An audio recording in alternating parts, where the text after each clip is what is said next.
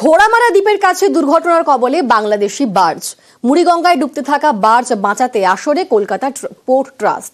বাংলাদেশি বার্জের কর্মীদের উদ্ধার করেন স্থানীয়রা। তারা মনে করিয়ে দিয়েছেন, বাংলাদেশের জল সীমান্তে বিপদে পড়লে ভারতীয়দের ওপর অত্যাচার করা হয়, কিন্তু ভারতীয়রা পাল্টা তা করে না, করতে পারে না।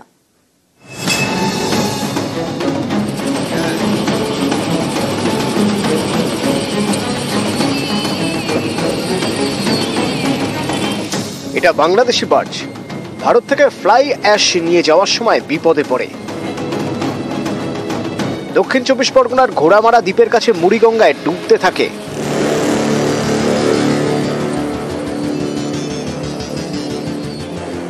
বার্জ থেকে চিৎকার শুরু করেন কর্মীরা।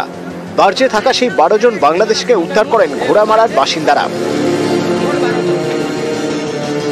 চিৎকার চেঁচামেচি করছে আর বাঁশি সিগন্যাল বাজাচ্ছে আর কান্নাকাটি করছে।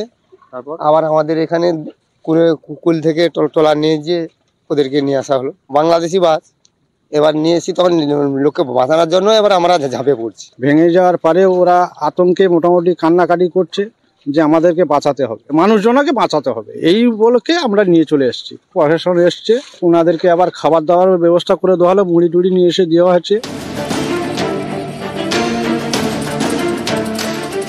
বৃহস্পতিবার বিকেলে মুড়িগঙ্গায় বিপদে পড়ে এই বাংলাদেশি বার্জ বাঁচাতে তড়িঘড়ি ঝাঁপিয়ে পড়েন স্থানীয়রা।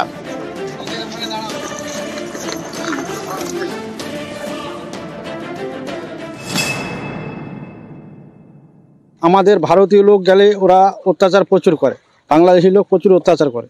ওই রকম তো অত্যাচার আমরা করতে পারবো না, কারণ আমরা হচ্ছে মানুষের জীবন বাঁচাতে চাইছি। এইভাবে তাদেরকে বাঁচিয়ে আমরা উদ্ধার করেছি। গত বছরের মাঝামাঝি সময় ভুল করে বাংলাদেশের জল সীমান্তে ঢুকে পড়েন একদল ভারতীয় মৎস্যজীবী। সে দেশে তাদের উপর চরম অত্যাচার করা হয়, কিন্তু এপারে দেখা গিয়েছিল অন্য ছবি। ভারতীয় কোস্ট গার্ডের হাতে আটক বাংলাদেশি মৎস্যজীবীদের সেবা যত্ন করা হয়। বাংলাদেশের কোস্টগার্ড আমাকে প্রচুর মেরেছে। আমি ওখানে 15 দিন কারা হাসপাতালে ছিলাম। আমার এগুলো কোনো ফাটা, ওরা যা দুর্ব্যবহার করে কোস্টগার্ড, আমার দেশকে পর্যন্ত গালাগালি দেয় ওনারা। এখানে কেমন ছিলেন? জি আলহামদুলিল্লাহ ভালো ছিলাম। বাংলাদেশের পক্ষ থেকে বলা হয় যে ভারত তাদের ক্ষতি করে, কি বলবেন এই ব্যাপারে? আপনারা তো ছিলেন এখানে। না আমি আমার তো মানতে সেটা মনে হয় না। এখানে ভালোই আমরা ভালোই আছি, নিরাপদে ছিলাম। ফ্লাই অ্যাশ নিয়ে যাওয়ার সময় দুর্ঘটনায় বাংলাদেশি বার্জ নদীর জলে মিশছে ফ্লাই অ্যাশ। এতে দূষণের জেরে মাছের ক্ষতির আশঙ্কা। ছাইগুলো দুই হাত থেকে পড়ছে আর কি, পড়ছিল ব্যাগ নদীতে চলে যাচ্ছে ফেটে আর কি। যখন চালা হয়ে যায় তখন এমনি নদীতে পড়ছে ব্যাগ। এটা তো ভয়ঙ্কর জিনিস আপনাদের। হ্যাঁ ভয়ঙ্কর, তো বিশাল ভয়ঙ্কর ক্ষতি করে। মুড়িগঙ্গার দুর্ঘটনাগ্রস্ত বার্জে থাকা 12 জন বাংলাদেশিকে সাগরের একটি ফ্লাড সেন্টারে রাখা হয়েছে।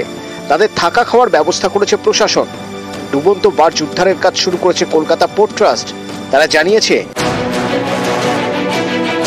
বার্জ দুর্ঘটনায় জাহাজ চলাচলে কোনো প্রভাব পড়বে না। কেন বার্জ দুর্ঘটনা ঘটলো তা খতিয়ে দেখছে inland waterways authority of India. Biswajit Haldar, news 18 Bangla.